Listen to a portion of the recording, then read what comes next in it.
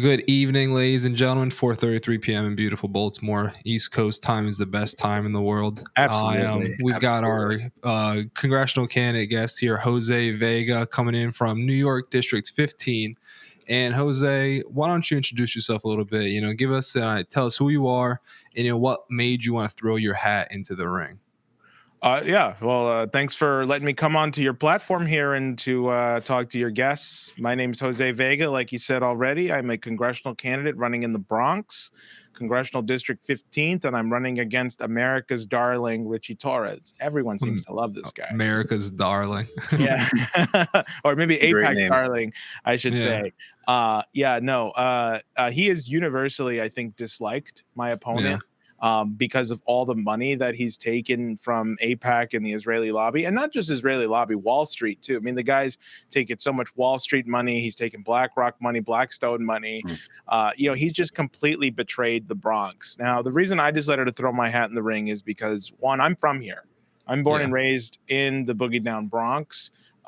It's the poorest congressional district in the entire country.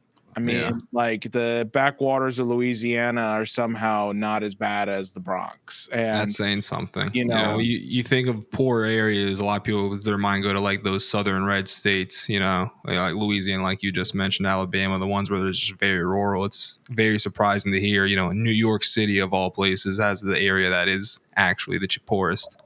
Yeah, it's interesting that we have one of the richest zip codes in the same district where you have the poorest zip codes. Because the way the district is, and it was gerrymandered this way. So the reason why Ritchie Torres keeps getting reelected is because they gave him this part of the Bronx called Riverdale, which is actually one of the richest zip codes in the area. And Riverdale is very famous because people from there don't even call themselves Bronxites. They're like, no, I'm not from the Bronx. I'm from Riverdale, even though it is part of the Bronx. And that's in the same district as where you have the highest amount of child poverty in the entire country, the highest illiteracy rate, the sickest part of the nation, the highest asthma rates. I mean, we are just the worst in everything in the country here. And the fact that you have a congressman who is occupying illegally the Bronx, I think is a shame. And I decided to throw my hat in the ring because I don't trust anybody to represent me but me. And so I'm here to say, you know what, I'm gonna do it. I'm gonna throw my hat in the ring because I have real solutions. I want to actually reindustrialize the Bronx. I want to bring back a culture of what it once was an intellectual hub. We have some of the greatest American thinkers that are here from the Bronx. For example, we have Gouverneur Morris, who wrote the preamble to the Constitution. We the people of the United States. That was Gouverneur Morris who wrote that. Top of that, we had Edgar Poe, one of the greatest American poets and essayists who lived and died here in the Bronx. You had Sholem Aleichem, who died not too far from where I'm currently at right now. One of the greatest Jewish intellectuals to have ever, lived and write, some of his hilarious stories, like including, Tevye the Dairyman. You just have, it's just a rich history that the Bronx has that was once this great intellectual hub. And we used to manufacture pianos. In the Bronx alone, there used to be 62 piano companies. Okay, 45 of them were full-on piano companies, and then the rest were specialized parts for different piano parts. I mean, the Bronx used to be, and we used to manufacture tons of steel. I mean, the New York City skyline, some of the girders on the Capitol were built in the Bronx. The Bronx really was the embodiment of what America was supposed to be when it was first created. And now it's a hollow shell of what it was. And it's not the only area like this, of course. You go to Paterson, New Jersey, shout out to my fellow New Jerseyan. Not fellow, but, I'm sorry. You're from the armpit of America, but I'm going to respect you.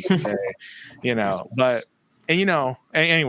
but you go to Paterson, New Jersey, Little Palestine, I think, is the only thing that keeps that place alive. But I've been to Patterson Falls, man, and like that, the area surrounding it is just so horrible. And Yeah. it's the same story. That used to be the place where it was like the textile factory of the world.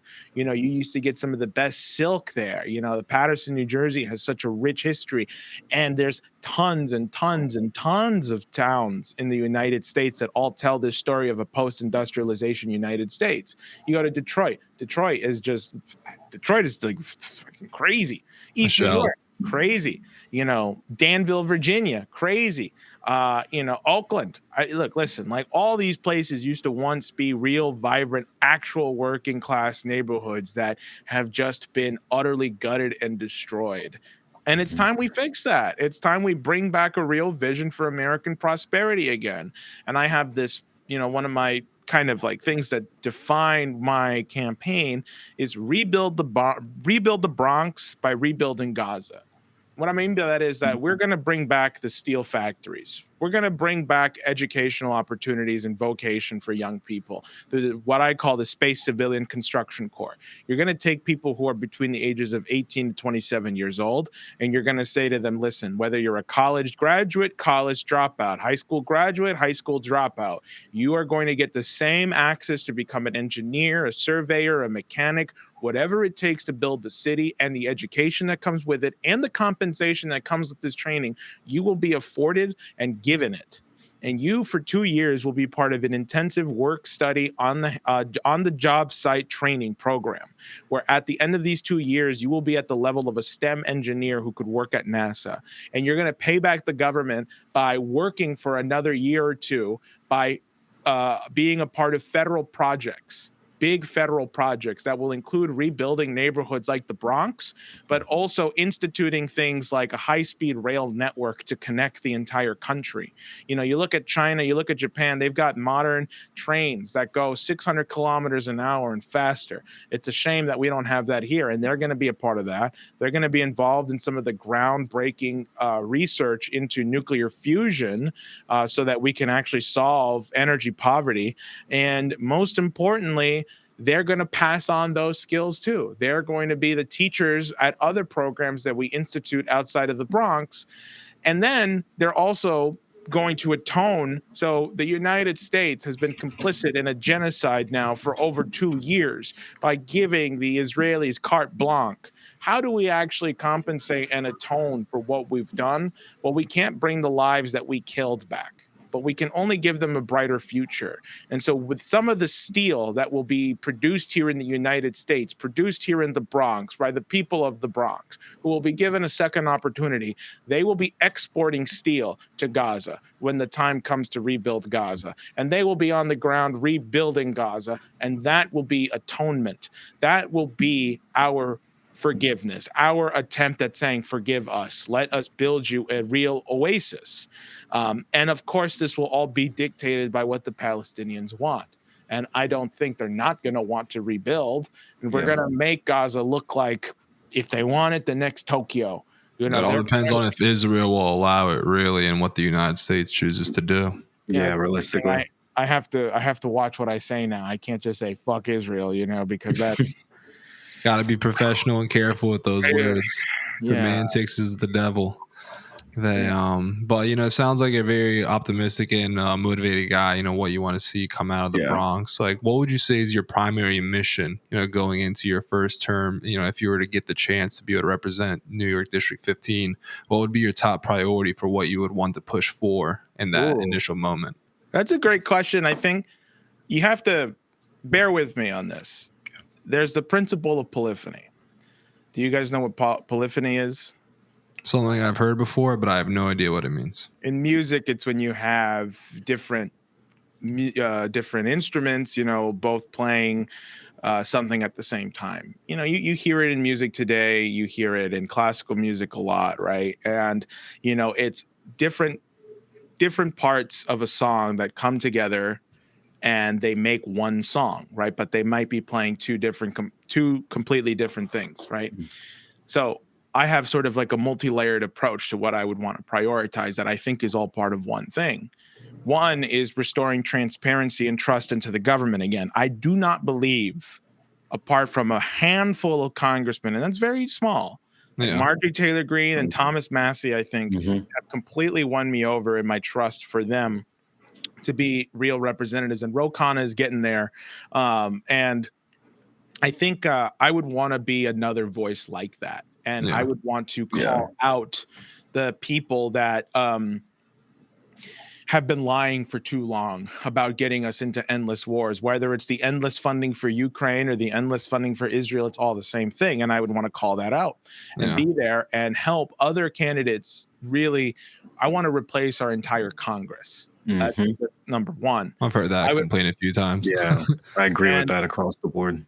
and I would want to institute a national bank, because I'm talking about rebuilding the entire country, and that's going to cost a lot of money. People are saying, well, where are you going to get the money from? And some people have some decent answers, like, well, we're going to redistribute our $1 trillion Pentagon budget, and we're going to put that in here and there and here. Now, I'm not opposed to that. I think that that's a great idea. First of all, our defense spending budget bill is way too bloated. We don't Mhm. need $1 trillion. I don't even know if we need $100 billion for our defense budget. I think instead I would return our country to Hamiltonian principles, which one Mm. of those things is instituting a national bank, Yep. because a national bank allows you to issue credit, public credit, so that you can then take out the money that you need in order to build big infrastructure projects. And you do accrue debt, but this kind of debt is the good kind of debt, because this is debt saying, listen, we accrued debt because we had to build a bridge. Now, your return on investment won't be immediate, but the real return on investment is not making the money back. The government's not supposed to make a profit. The real return on investment is that because you built this bridge, or even better, a high-speed rail from when you can get New York City to Washington, D.C. in 45 minutes, that's your return on investment. That's productivity. Yeah. That's an economy.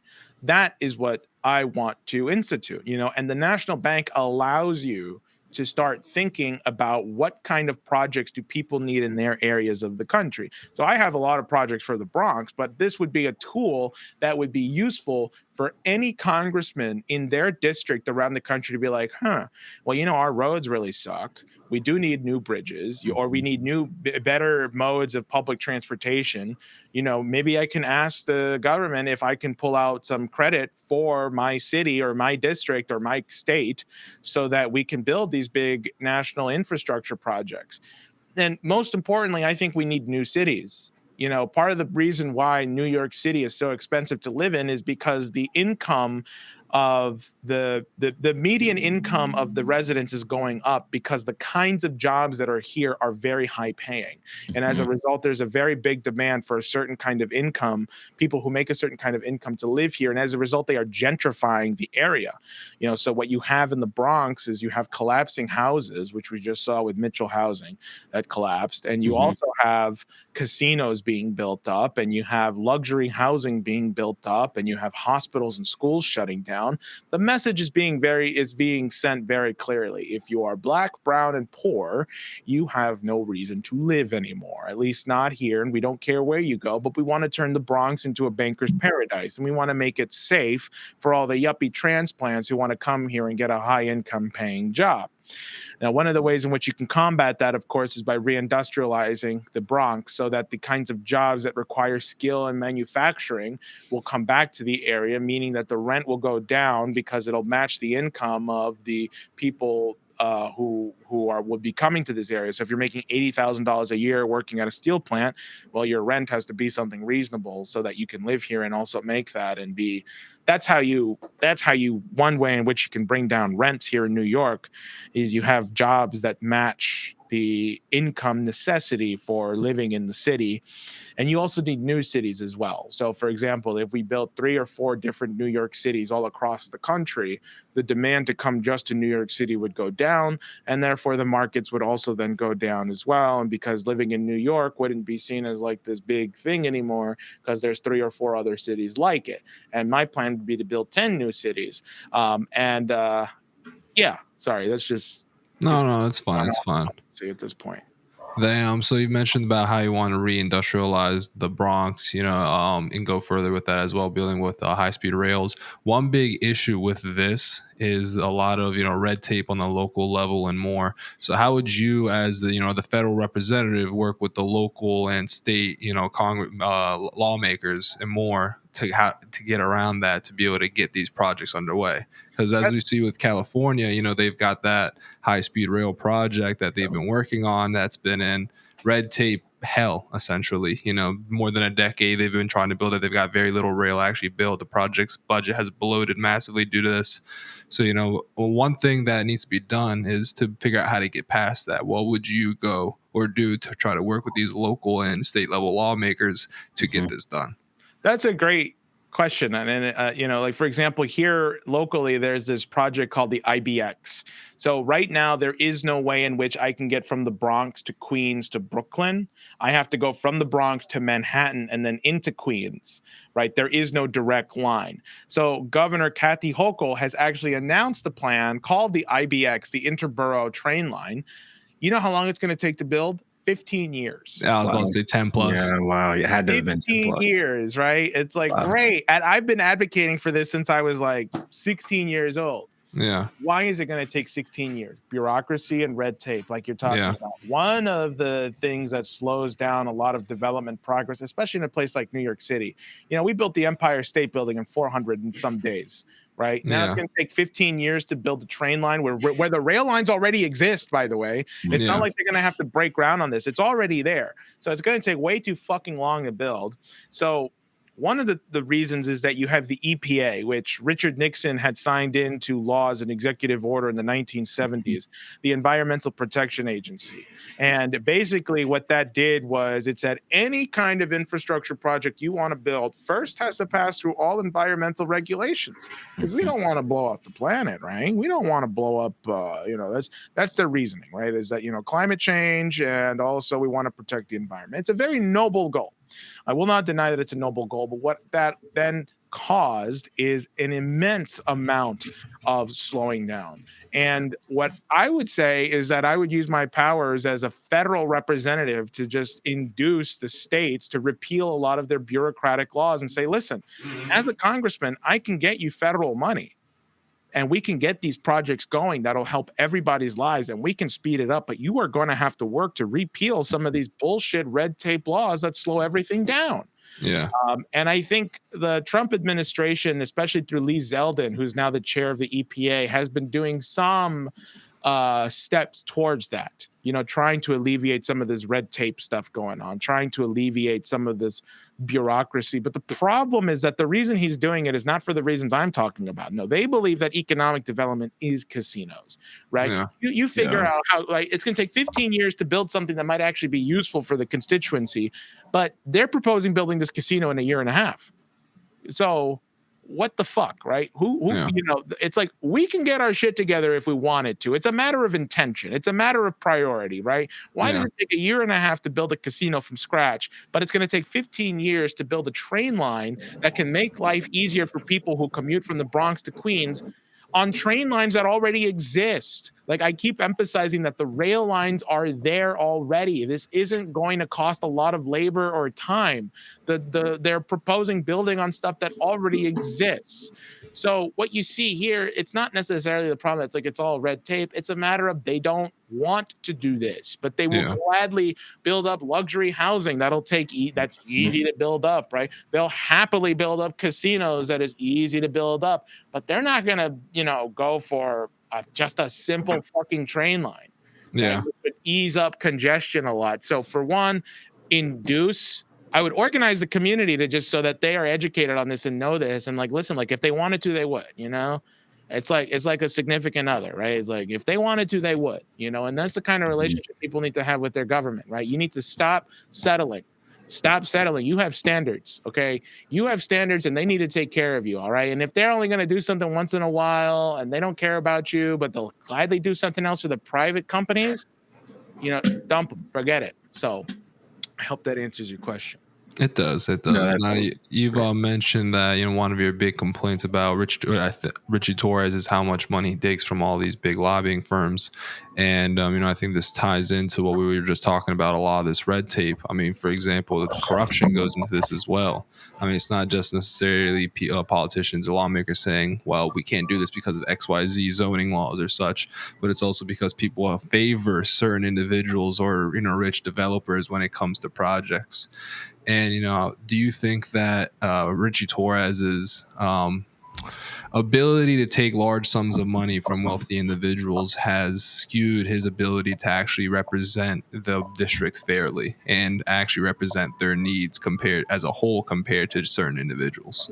Well, absolutely. I think you know there's a and it's a horrible thing, right? But people think that money wins congressional races, and when you look at the last 4 or 5 election cycles, it's hard to argue against that, right? Like Jamal Bowman, whom is a funny individual. Yes, he is. You know, he was, and despite my very fierce criticisms of him, I went up to his district the last 2 weeks of his election to go and tell people, do not vote for George Latimer, because I thought, George Latimer was the guy who ousted him because they put all this money against him, all this money against Jamal Bowman.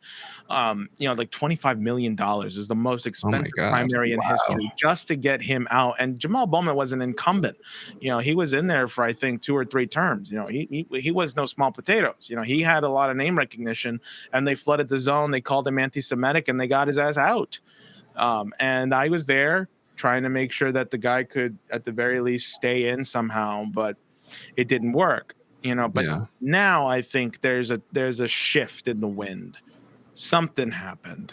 Yeah. This genocide has gone on for far too long. Yeah. That Far you too can- obvious is and the worst exactly. part. And you can't hide the atrocities that Israel has committed. So Yeah. now it's toxic to have that much money tied to you. And so I think and also the fact that Ritchie Torres represents the poorest congressional district in the country, and 80% of his donations come from outside the district and are from big corporations and big lobbies, goes to show that he doesn't represent the constituency here. He represents the people in his pocket. Yeah. And I mean, the other thing, apart from the fact that, I think he's, kind of lost his touch. And, I'm trying to be more loving and merciful and try to recognize the humanity in everyone. So this is my attempt in recognizing the humanity of Ritchie Torres and his coldness and his being unempathetic. Is that he is very open about the fact that he has a lot of mental health problems and that he takes antidepressants. And the thing about antidepressants, and anybody who's been on antidepressants can tell you this, you become somebody else. It's almost like you take a backseat to yourself, Yeah. and you don't feel much, and you are just unempathetic. And that is the axiom at which I operate on about Ritchie Torres. I do not think this man is evil. I think he's just mentally unfit to serve. Yeah. And I think he sees things from when you're in that level of lack of emotion, lack of empathy, you only see things as numbers. You don't necessarily care about people's emotions. You're just like, well, the numbers show that if I keep taking this money, I can stay in the Congress, and these are the decisions I need to make from an analytical standpoint, not from an emotional standpoint. So, consider this my attempt at trying to figure out why he's a sociopath. Yeah. I mean, that's what a lot of people, I'd say, wonder about a lot of politicians, is what is going on in their minds and why are they making the choices that they make. Especially with Democrats across the board, we see that majority of the party base is extremely against Israel, but then the leaders on tenfold, 20-fold. I mean, Kristen Gillibrand the other day said that 90% of Democrats support Israel, when quite literally the opposite is true. So, I mean, it's money is a powerful thing. I do agree with you that it's possible that there's definitely, a lot of issues that can go along with it. You can get mentally sick, spiritually sick. You might lose yourself in the pursuit of wealth and power, like a lot of people do. Power corrupts. So, I want to segue this into the next question. How would you give reassurance to your voter base that you wouldn't go down the same path that Ritchie Torres has gone down? Because many politicians come in, claim there to be a voice for the people, and then once money starts coming their way, they change their mind. So like, what would you say to those people who think that, well, I think that any politician who's going down who wants to get in this game is just interested in it for their own reasons? How would you convince them that you're in it for the community itself? Oh, it's another question that I've been tackling for a year and a half now, ever since I ran for Congress the first time, because the reason I did it last year, I had developed a profile for being a rabble rouser or an interventionist. I don't know if you've guys seen my videos before where I stand up and I yell and denounce politicians. I have not seen that. It sounds kind of funny to watch. Yeah, it sounds great. Oh yeah, listen, I have 32 of them that have gone viral. And nice. So like the first one that I ever did was against Kamala Harris in October of 2021. Yeah. I stood up and I yelled at her. I said, she was talking about the Build Back Better plan. And here in New York, we had just had a hurricane that killed 7 people. And so I stood up and I said, she said something like, it's about our jobs. It's about our families. And then I stood up and I said, what about the families who drowned? 8 people died here in Queens, and it could have been prevented if we had the right infrastructure. And she was like kind of freaked out. And she was like, you are right, brothers. Like, I am right. And then and this was also at the time that the news came out that the Chinese had lifted people out of poverty, like that nobody in China is living underneath the poverty line anymore. And I said that the Chinese have shown that poverty is a choice, and we can work with the Chinese on the Belt and Road Initiative. And so I just kept denouncing her and whatnot. And that was the first time that I was written about in the New York Post. The second time I went viral again was October of 2022 when I confronted AOC. I confronted AOC. I called her a liar and a hypocrite. We should put this stuff on the website. We got to put all the interventions on the website. Sorry, I'm like, sounds like some good material you got there. Yeah, I know. No, so I gotta watch this. I would love to watch it. Yeah, it's definitely like a vibe shift for me because a lot of people knew me for these things before I ran for Congress. Yeah. And now that I'm running for Congress, people know me as the guy who's running against Ritchie Torres. And then they find out about the videos that gone viral, and they're like, "Oh shit, you're the same guy who did that and this." So I confronted AOC. I called her a liar and a hypocrite for not standing up against the war in Ukraine because we were funding neo-Nazis. Yeah. And at the very least, like you can say, I think what Putin did in invading Ukraine is wrong, and we should not support that, and Ukraine should have its sovereignty. That's a totally valid position to have, but you need to then therefore say, but listen, we cannot deny the United States' role in provoking this war, right? Yeah. So in 2014, we fund the coup to overthrow President Yanukovych by giving money to the Svoboda political party, which are open neo-Nazi fascists. And then we have John McCain and Senator Chris Murphy go over there standing next to this guy who openly Sieg Heils all the time. His name was Oleg Tyanabak. And then the CIA took over Ukraine, and they helped prop up Zelensky, who ran as a peace candidate. And you're not going to acknowledge any of this. Instead, you're just going to say Putin bad, therefore we must, support Ukraine to the last Ukrainian. And then you're going to support sabotaging every peace deal. See, it gets to a point where these so-called progressives can be taken by fools by the military-industrial complex for the one that the very same military-industrial complex that they denounce. They realize they don't know shit about nothing when it comes to dealing with foreign policy, and they get taken for fools, not realizing that the reason we have problems here is because of our foreign policy. So I denounced her, and then 2023 happened. And 2023, man, I was denouncing everybody. I was denouncing Mike Pompeo. I called Nancy Pelosi a sad old drunk. I called Hakeem Jeffries a fucking airhead who was going to get us all blown up. I confronted the editors of the New York Times, Washington Post, LA Times when Seymour Hersh had come out and revealed that the United States blew up the Nord Stream pipeline. Oh, yeah, Rachel Maddow. That's right. Although we're almost there. Wow. Rachel Maddow, too. Nice. So 10 days after October 7th, she was speaking at a synagogue. So this is October 17th, 2023. She spoke at a synagogue at Temple Emmanuel, one of the largest synagogues in the entire country. It's a very famous synagogue. Michael Bloomberg, I think he had his bar mitzvah there. My treasurer had his bar mitzvah there. And, it's a big deal, big synagogue. And so I stood up and I said, Rachel Maddow, because she was there to read her book. So I stood up and I said, Rachel, I'd rather not listen to your boring book. Okay. Anyway, so then, people are booing at me. And then the security comes and then they drag my ass down. And then I'm saying there's an ethnic cleansing happening in Gaza and you are here to tell lies about it. You're just straight warmongers. And that another one went viral, and like that was that got translated. Well, all my interventions got translated. I'm sorry, I got the peanut gallery over here. That's like, no, you're fine. You're fine. No, you're fine. Yeah, but they all got translated into, almost like the AOC one went stupid viral. It got over 100 million views around the world. It was translated into 13 different languages.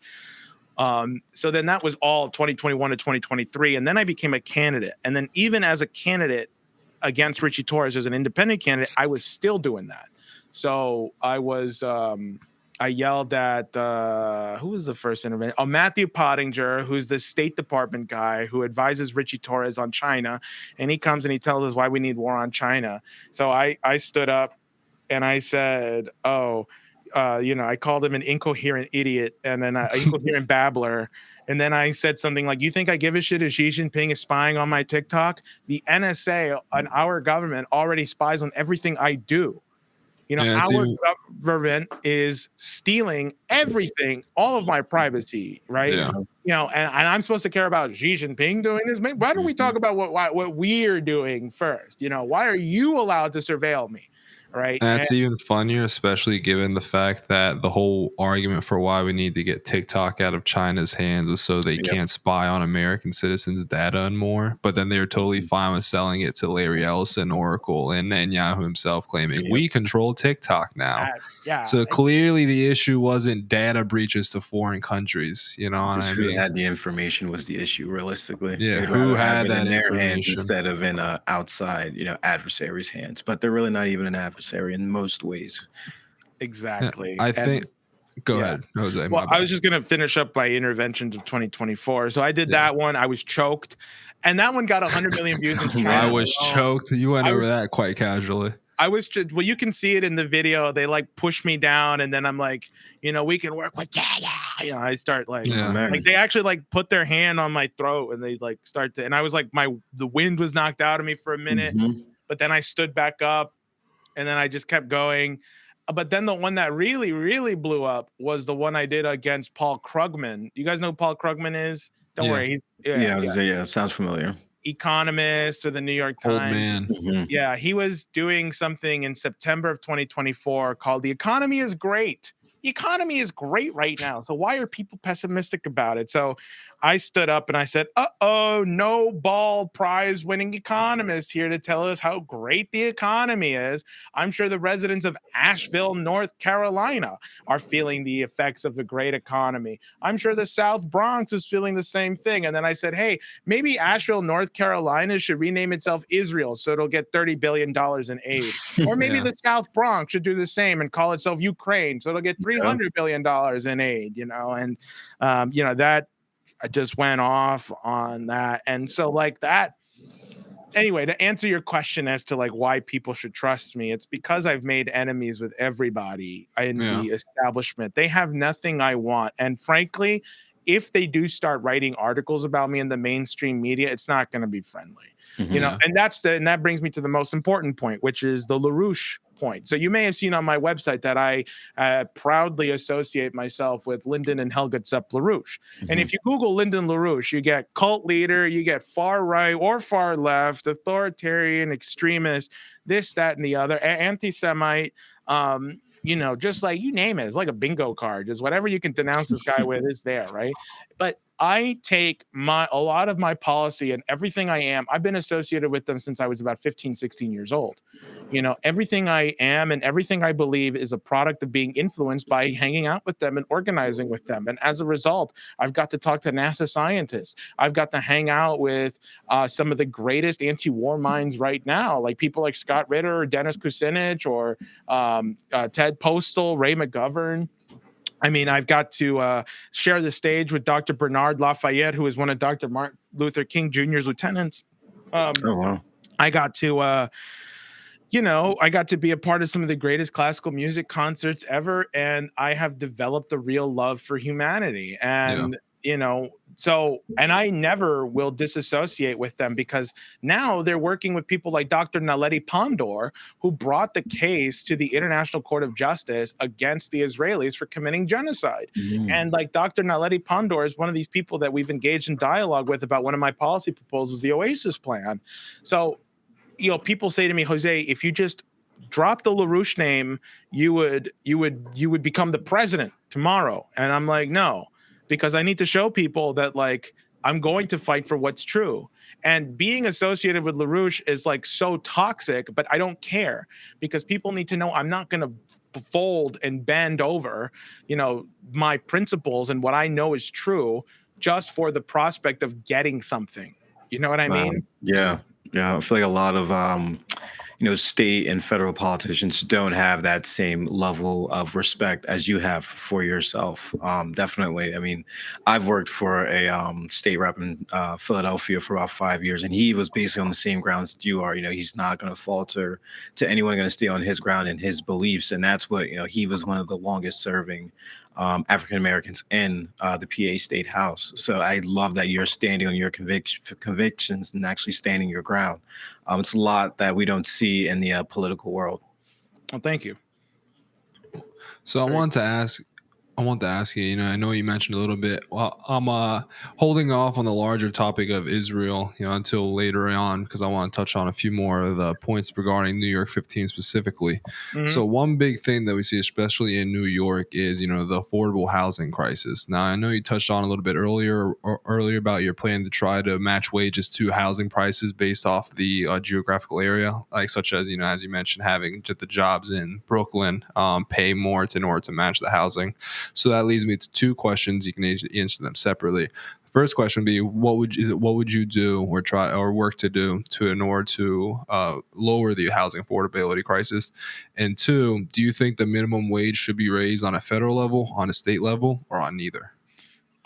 Okay. So first on the affordable housing crisis, I think for one, you need to have a bigger market, which is why I think you have to look at it from the standpoint of building new cities and also rebuilding the ones that have been collapsing and falling apart. If you could make Paterson, New Jersey, a place in which it can be habitable again, safe for people to live in, and a place where people can actually come for a decent, productive job with an actual livable wage. So which I guess kind of ties into this idea of a federal wage, minimum wage. Um, if you can make that happen, so you make Paterson, New Jersey safe again because you make it an industrial center where somebody who's 18, 19, 20, 21, 22 years old can come and they learn steel manufacturing. They learn how to work on the factory floor with also the potential to learn how to manage a factory floor as well, some kind of entrepreneurship program. What you're doing is you're saving a generation of young people right there, and you're giving them a livable job, right? Because doing that kind of stuff requires you to be paid enough so that you don't have to worry about your bills and you can focus on living and you can focus on getting the training that you need. And at the same time, that requires you to have a real affordable housing. It requires you to have a safe environment and a safe building where you live. And so what that means is you might need to build new buildings. For example, if we reindustrialize the Bronx, like if you take Hunts Point right now, Hunts Point is the hooker capital of the world, and we're going to have to clean that up. So you're going to have to either demolish some of the stuff that's just not being used productively anymore, and you're going to have to replace it with, or you can even just take the abandoned stuff that isn't being used right now and you can use that to be reindustrialization centers. That means that the nearby houses of these places, right? So in Hunts Point, are going to have to be repurposed to make sure that you can keep the generation of people that are going to be working there and training there safe. And that means you're going to have to be paying them enough to where they can live at these places. So you would designate housing specifically in this neighborhood for, it's the same way a college town works, right? You have colleges, and then around the colleges, you have housing for some of the students that live there and the professors as well who live there, right? So now housing becomes a different purpose than just somewhere people live. It's, I live in this area in this housing because I'm becoming an engineer.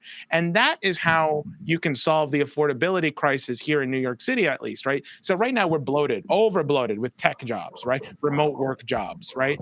Jobs that don't actually a lot of startup jobs that don't actually contribute anything to a productive economy. And as a result, you have all this bloated speculation on apartments, right? It's like, okay, well, if I know that somebody is going to come here who's going to be making over $100,000 a year, is going to be getting a job that's remote, maybe I can charge this person $4,000 a month for a 2-bedroom apartment or a 3-bedroom apartment, right? That's just the reality of it. As opposed to, I know somebody is going to be coming here to be working in an engineering field where the income is going to be $75,000 to $80,000 a year. So that means I should probably charge something that would be relatively proportional to making sure that this guy can live where he is, without breaking the bank and focusing on engineering, in which case you can have much more reasonable rent prices. That's just on one level, in which you can reduce the prices of rent, by having jobs that are productive and requires people to live in the area, and then therefore you make deals with the landlords or even public housing, that can make sure you foster and sustain people to live in that area and work in that area, and that's how you can start to rebuild a productive neighborhood. As for a minimum wage, I think that's the wrong way to think. I'm all for livable wages, but I don't think you can get that through federally mandating a certain. It just makes things more expensive. Like here in New York City, when we instituted the state minimum wage to 60, now it's $18 an hour. 18 in New York. Wow. I know. Wow. Yeah, don't tell my employees that. No, just kidding.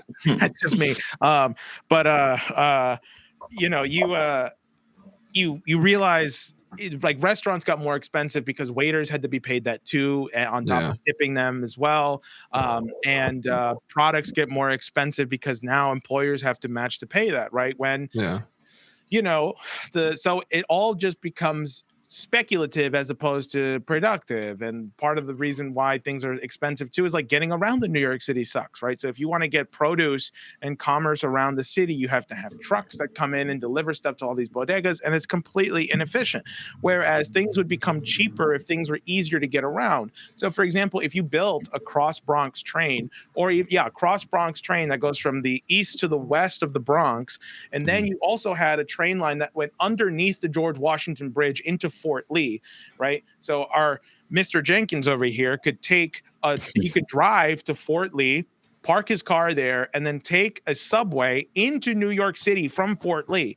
The initial studies that were done, this was proposed way back when Hewlin Jack, who was the first borough president of Manhattan, who was the first black borough president of Manhattan, he had proposed this. And they had surveyed and studied that it would have reduced car traffic about 40 to 45%. Okay, so 40 to 45% of the cars that currently congest across Bronx, that come across the George Washington Bridge, would just be gone because people would be taking the train in. It just makes so much sense. And therefore, you can have commerce come in and out quicker, reducing fuel costs, and you wouldn't need congestion pricing. So, the thing that dictates prices, if you're saying, but people need a livable wage, like, yes, I agree. You're not going to find somebody who's going to be against giving people what they deserve to be paid. And living in New York City is definitely expensive. But at the same time, like, if you only raise if you only have a mandated minimum wage, it's just, you're going to have to raise it again and again and again because you're not actually solving the root problem. Yeah. Just putting a Band-Aid over it, essentially. Exactly. So at best, it's a temporary fix. But if you don't have a plan to naturally make things cheaper, then you're just going to have hyperinflation. Yeah. So, yeah. I wasn't aware that New York City's minimum wage is $18. I thought it was 15. Well, it was 15 when it was first passed in 2021, and then they have a plan every year it goes up $1. So now we're up to $18. That's crazy. And I think it's going $18 to minimum stop wage. at $21 or $22 And by Yeah, New Jersey has 2028. like the same thing. I'm pretty sure we're like at 15, and we keep going every. I think it's either every or every other year, Yeah. realistically. But and New York's one of the few states that really suffer from the fact that it has that very financially productive not even capital. New York City isn't the capital of New York, which is still funny to me. But how we have this mega center of all this production, financial, tech, and more, where that really serves as a center for the state. And then once you get out of that city area, it gets to a point where the people in the rural parts of New York don't live like the people in the city. You know what I mean? It's far. The only reason why I knew people who lived in upstate New York, and it surprised me how much, how unaffordable the houses still were, even in upstate New York. And they were literally living like in a forest area. You would imagine where all this land is, massive plentiful land, you'd imagine that'd be a bit cheaper because of such high rates of taxes in New York. It just really pushes these prices higher. So that leads me to my next question, one of my finishing questions regarding your thoughts on economics. Do you think that the taxes in New York are currently too high? And how do you think that impacts New York District 15? Yes, I do think taxes are way too high, especially because there's no return on the taxes. I'm not against taxing people if it's actually being used to repair the roads. Our roads look like shit. Our housing is falling apart, right? So it leads a lot of people to ask the question, what the hell are our taxes being used for? Yeah. I met a woman who was walking into a hospital that she works at. She makes $48,000 a year before taxes, right? And, the tax money comes out of her wallet, and she's paying for her daughter to have private school because the Bronx is some of the worst schools. So she wants to make sure her daughter gets a good education. She's paying like way too much money for her car insurance, and her car is like a beater from 2007. Yeah. And on top of that, she just barely qualifies for social services, but then that bleeds her dry too. So, she's got no money. Because of the taxes, right? So, and there would be an argument if like, well, but at least she has a guaranteed health care, and at least she has, an actual social safety net, but we don't even have that We either. don't have that. No, we don't have that, so, I do think that the high taxes are impacting people, and I think, for example, I think if there was just some kind of social safety net where people did have some form of federal Medicare coverage, I think that would be a big ease the burden on a lot of people, because here in New York we have some form of Medicare for all, but you still have to pay a premium when you have this state insurance plan. Yeah. But I think the real thing about economics is just productivity. You were talking about upstate New York, up in Buchanan, New York, or Indian Point. They just shut down the Indian Point nuclear power plant. They shut this down a couple of years ago. That was 500 jobs, and it completely killed the economy of that tiny town. That And a lot of energy too. Yeah, 25% of New York City's energy came from Indian Point. Wow. And we shut that down. I mean, what the fuck? Fuck you, RFK Jr. I'm sorry. That guy, I might be working with him. My apologies. Yeah, I blame the boomer mentality more than anything. They saw Chernobyl, a cheap communist Russia expenditure go haywire, and they're like, oh wow, let's get rid of every nuclear plant we have in our own country. Mm-hmm. And I just want to add a little bit as well, which segue into the next question, actually, because I was going to ask about energy costs. Is we see, and also taxes, tie them into one. In Pennsylvania, for example, which is my home state, there's the 3 Mile Island, which was 2 nuclear reactors that powered a lot of the state. Now, in the 90s, there was a risk of a meltdown at one of them, but it was a very, very low chance, and nothing happened. Literally nothing happened. But they shut down the entire nuclear power plant, including the reactor that wasn't at risk of melting down. So now, 30 years later, 25 years later, Mark Zuckerberg comes in with billions of dollars and says, hey, I need the energy for my data center. Can I buy out 3 Mile Island and turn on the nuclear reactor? And they're like, yeah, you can do that. Fuck that. Come on. Exactly. Really? It's so stupid, right? Some billionaire comes in and he wants to do it. Oh, okay, yeah, sure. First of all, 3 Mile Island should have never been shut down. That was just, oil companies that were upset that now they were going to start losing out business. Oil companies, what's funny? You know who loves green energy besides the greenies? oil companies, Yep.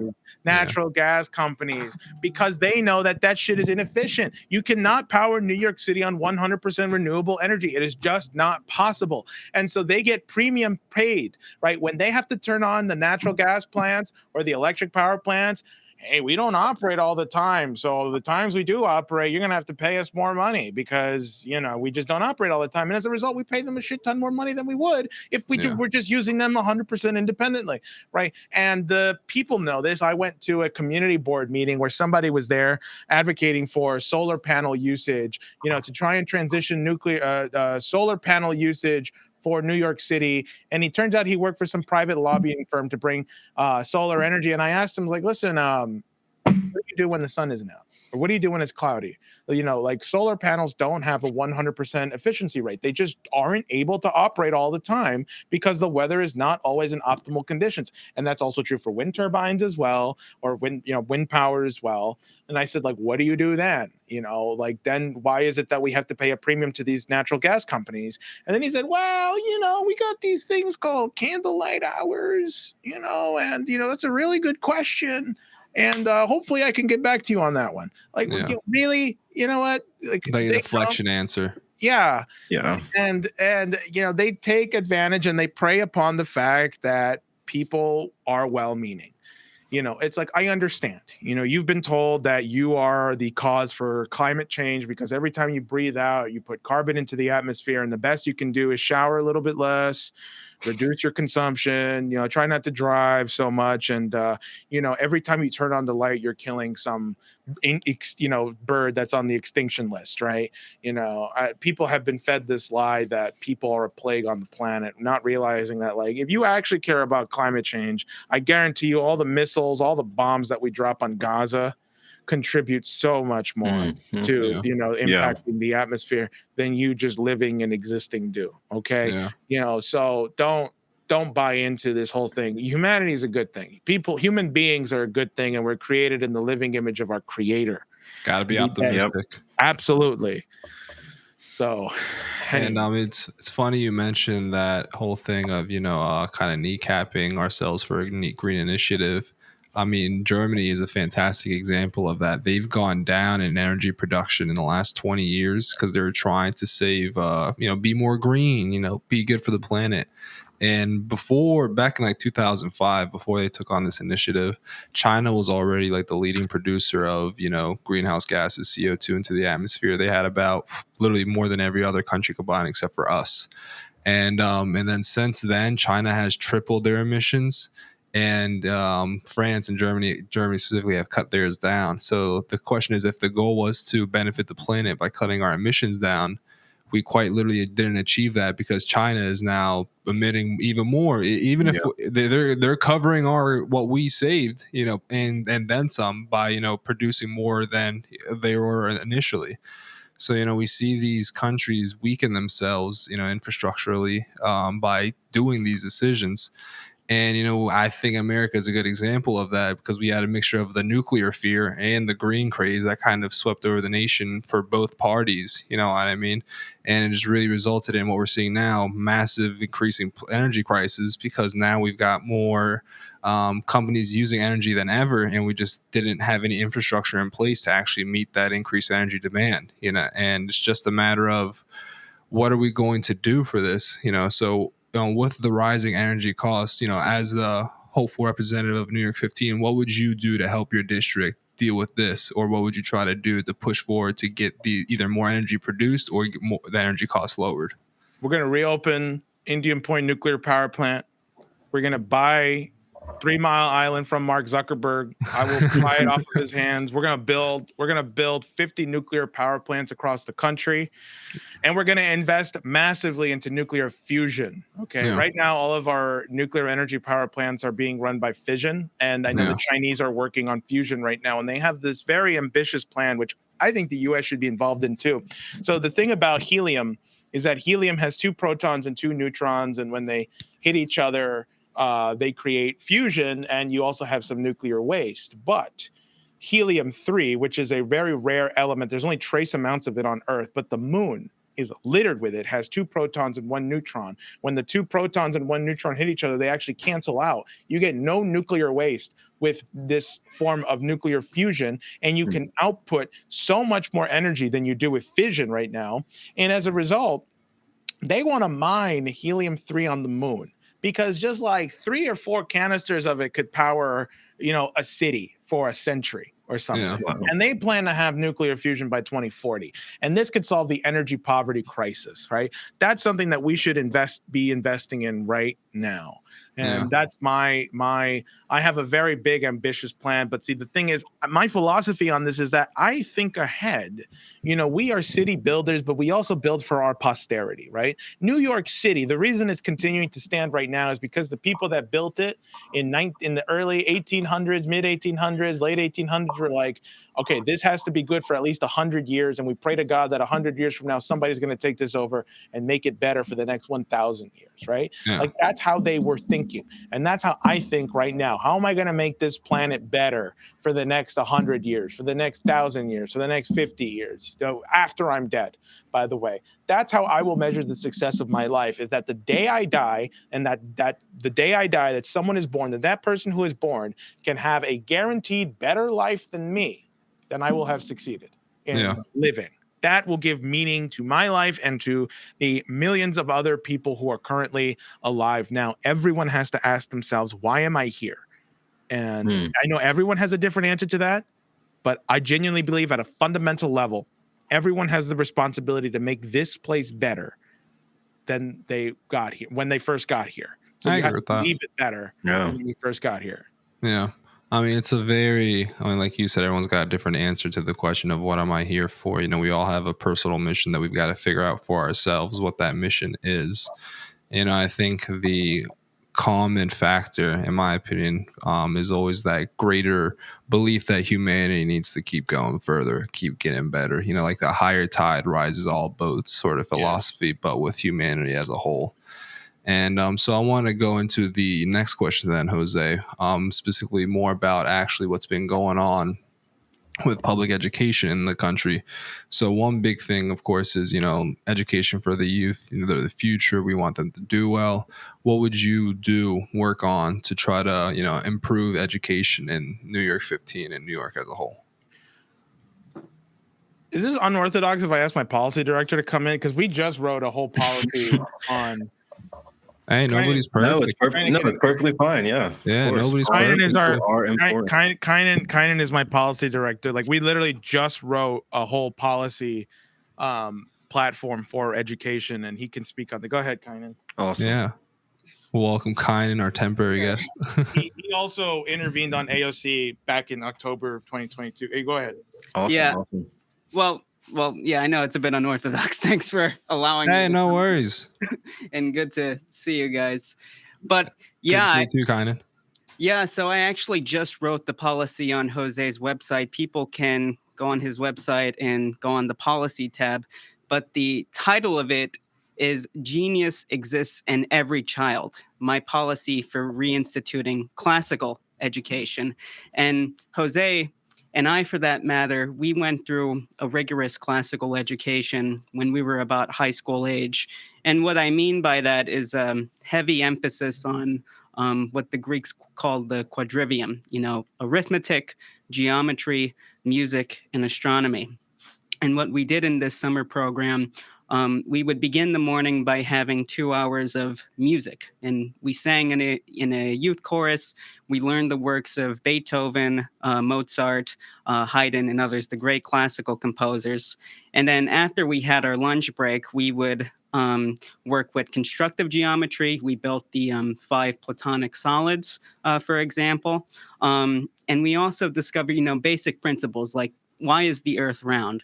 How do you actually measure the circumference of the Earth without looking it up on your phone? Because the Greeks were able to do that without having a phone, right? Mm-hmm. So what we emphasize is more a hands-on approach. And actually, how do you know something is true without just looking it up, going on your textbook, or, for example, and just regurgitating information that your teacher tells you?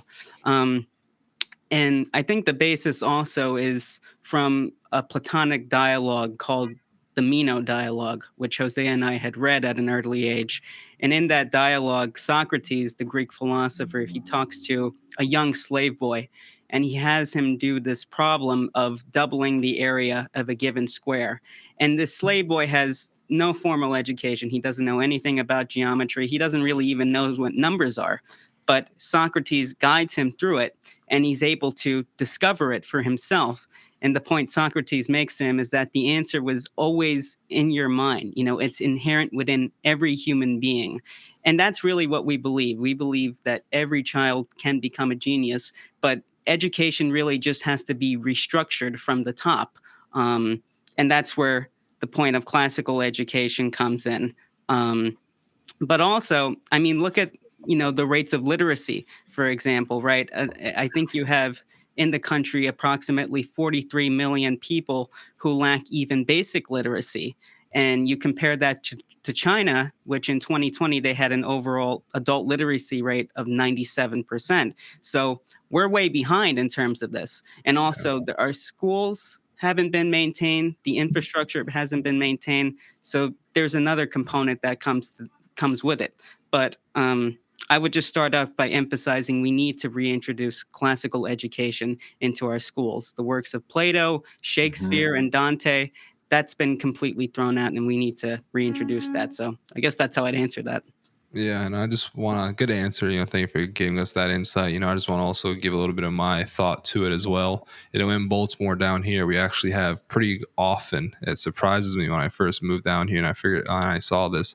They literally close school down on days where it's hot because they don't have an AC system in these older schools. Mm-hmm. So because the buildings get too hot, they don't keep them in there because it's like a sauna. You know what I mean? It's a very uncomfortable learning experience. And there's been a lot of push lately as well against what the schools have lately been doing, which has been more of a focus on context clues almost when you're working to learn, instead of what you're saying was critical thinking. How are you going to figure out what the issue, what the problem is, or how you believe based off what you know and based off the information you're given? How are you going to go about getting to the result that you're looking for, instead of just, well, this is what's given to you. Mm-hmm. If you can't figure it out with this, then there's nothing to figure out.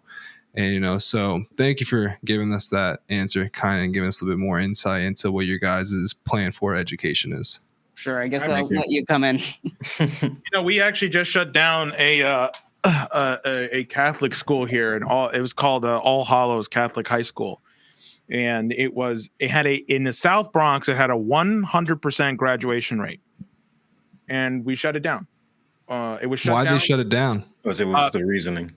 Because they couldn't. The maintenance cost of the school was getting too expensive, and as a result, they were fundraising from the community. They needed $15 million. Oh, well, but they raised $12 million. They raised $12 million. Wow. Okay. They raised $12 million, and none of the elected officials wanted to help.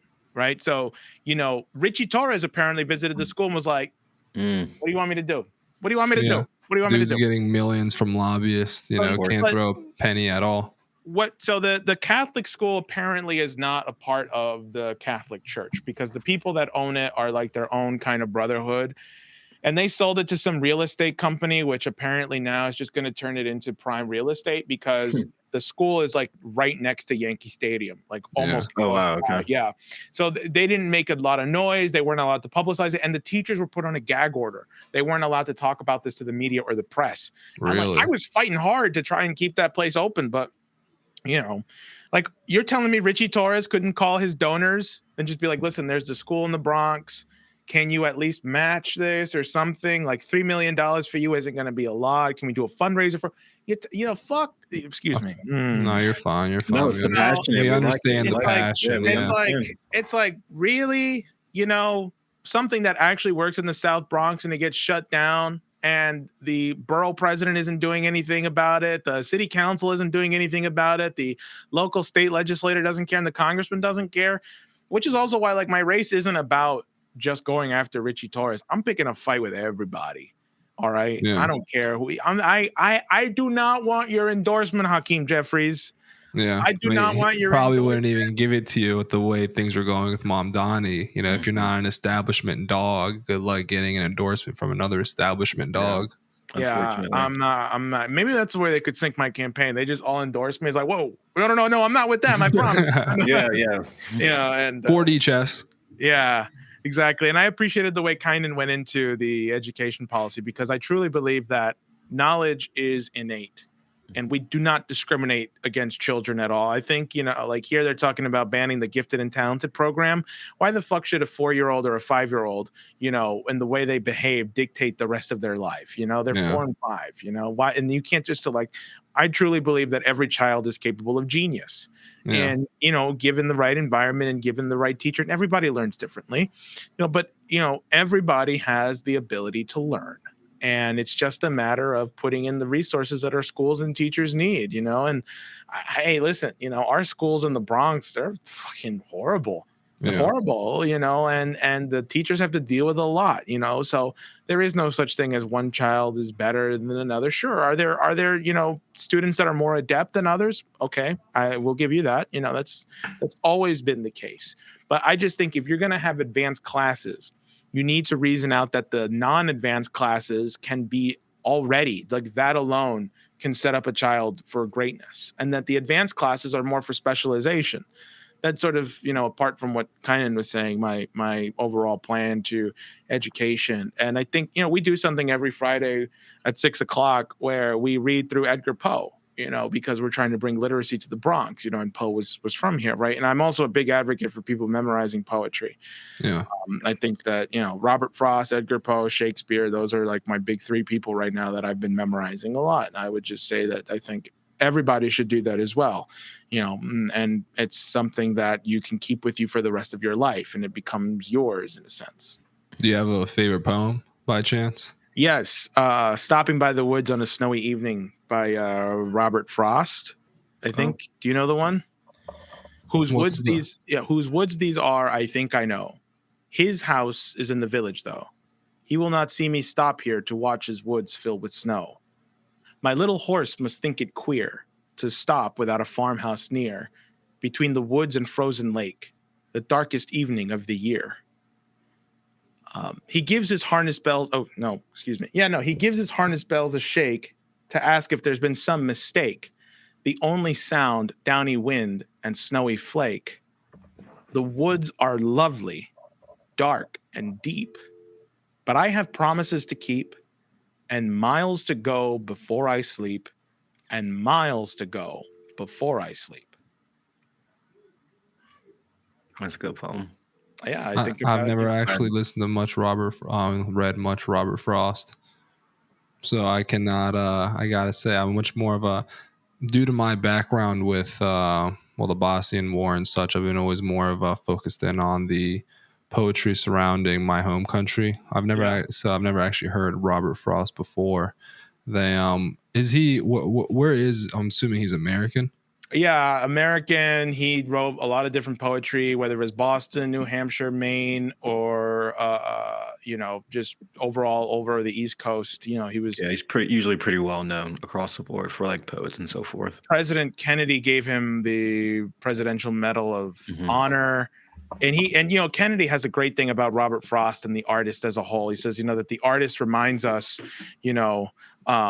oh, you know what? Somebody, this is what Kennedy said. Our national strength matters, but the spirit which informs and controls our strength matters just as much. This was the special significance of Robert Frost. He brought an unsparing instinct for reality to bear on the platitudes and pieties of society. His sense of the human tragedy fortified him against self-deception and easy consolation. I have been, he wrote, one acquainted with the night.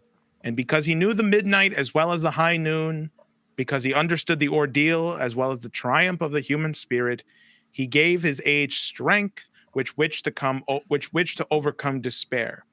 At bottom, he held the deep fate in the spirit of man, and it is hardly an accident that Robert Frost coupled poetry and power, for he saw poetry as the means of saving power from itself. This is the kicker. When power leads men towards arrogance, poetry reminds him of his limitations.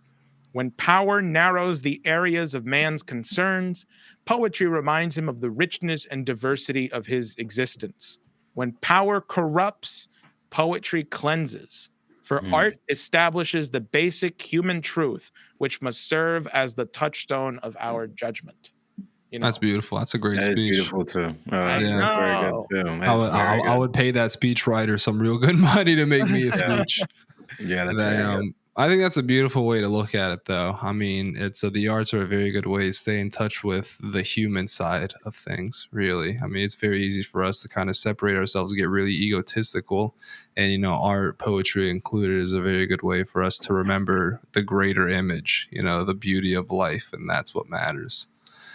So I want to segue this into the last question that we have for you, Jose. And you mentioned how a lot of schools in the Bronx, are struggling. Do you think the public education system is currently failing the Bronx? And what would you do in order to improve the status of schooling in New York 15?